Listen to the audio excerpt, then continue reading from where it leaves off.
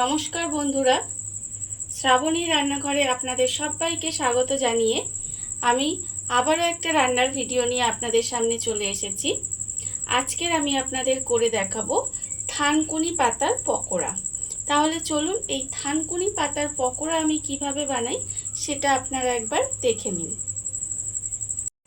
থানকুনি পাতার পকোড়া বানানোর জন্য প্রথমে আমি এখানে থানকুনি পাতা নিয়ে নিয়েছি। দেখুন, এইগুলোকে আমরা থানকুনি পাতা বলি, আপনারা কি বলেন জানি না। যাই হোক, এই থানকুনি পাতাগুলো আমি প্রথমে একটা পেস্ট করে নেব। থানকুনি পাতাগুলো এরকম মিক্সিং জারের মধ্যে দিয়ে দিলাম, দিয়ে প্রথমে পেস্ট করে নিতে হবে।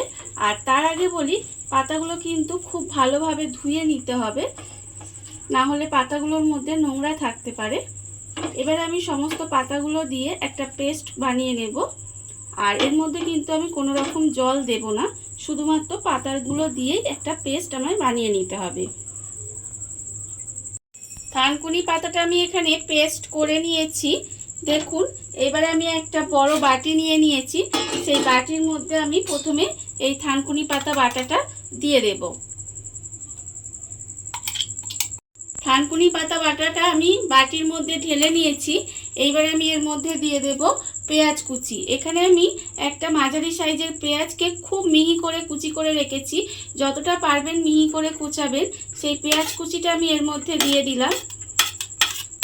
এইবার আমি এর মধ্যে দিয়ে দেব দুটো রসুনের কোয়া একটু কুচি করে রেখেছি, সেই রসুনটা দিয়ে দিলাম। আর আমি অল্প একটু আদা কুচি করে রেখেছি, সেই আদাটাও দিয়ে দিলাম। আর আমি দেব এখানে সামান্য একটু কাঁচা লঙ্কা কুচি। সমস্ত কুচি এর মধ্যে আমি দিয়ে দিয়েছি। এইবারে আমি এর মধ্যে দিয়ে দেব আন্দাজ মতো নুন। আর আমি এর মধ্যে দিয়ে দেব অল্প সামান্য একটু কালো জিরে।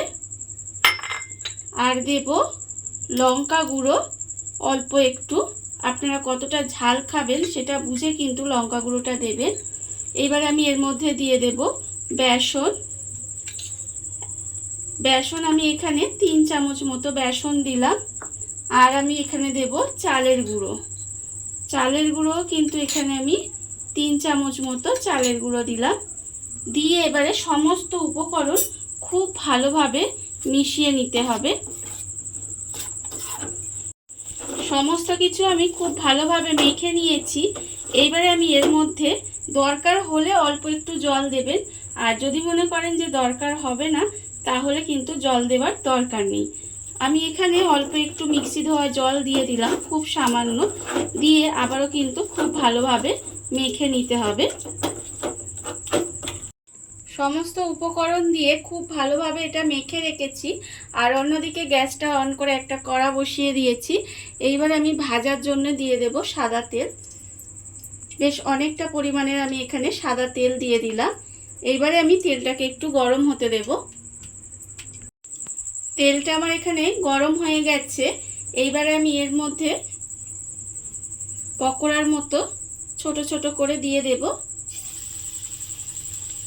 আর এই সময় কিন্তু গ্যাসটা লোতে রেখে দেবেন, না হলে দেখবেন পকোড়ার ওপরগুলো ভাজা হয়ে যাচ্ছে আর ভিতরটা কাঁচা থাকছে। এইভাবে দিয়ে কিন্তু লাল করে একটু ভেজে নিতে হবে, তাহলেই কিন্তু পকোড়াগুলো রেডি হয়ে যাবে। পকোড়াগুলো আমার উল্টে পাল্টে লাল করে ভাজা হয়ে গেছে। এবারে আমি পকোড়াগুলোকে তুলে নেব। গ্যাসটা লোতে দিয়ে আমি একটু সময় নিয়ে পকোড়াগুলো ভেজে নিয়েছি, না হলে কিন্তু ভিতরে কাঁচা থেকে যাবে। আমার লাল করে পকোড়াগুলো ভাজা হয়ে গেছে। এবারে আমি এগুলোকে তুলে রেখে দিয়েছি। আর আবারও কিন্তু ছোট ছোট করে পকোড়ার আকারে তেলের মধ্যে দিয়ে দেব। দিয়ে এইভাবে কিন্তু সমস্ত পকোড়াগুলো আমি ভেজে নেব। দেখুন বন্ধুরা, বাড়িতে থাকা কত অল্প উপকরণ দিয়ে কত সুন্দর একটা থানকুনি পাতার পকোড়া রেডি হয়ে গেছে। আপনারা দেখতেই পেলেন। আজকের এই রান্নাটা আপনাদের কেমন লাগলো সেটা কিন্তু জানাতে একেবারে ভুলবেন না। আজকের মতো এইটুকু। আপনারা সবাই ভালো থাকবেন, সুস্থ থাকবেন। আবারও হাজির হব নতুন কোনো রান্না নিয়ে।